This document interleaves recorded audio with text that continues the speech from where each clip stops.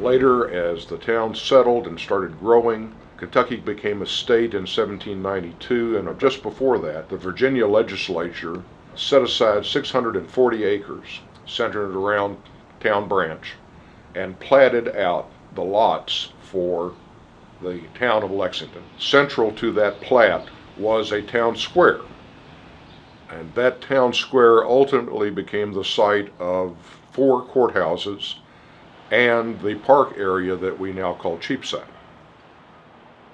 There are 2 statues. One is of former Vice President and former Confederate Secretary of War Robert Breckinridge, who's a Lexington native. Then there's of General John Hunt Morgan, dressed in his Confederate uniform, sitting on his horse Bess.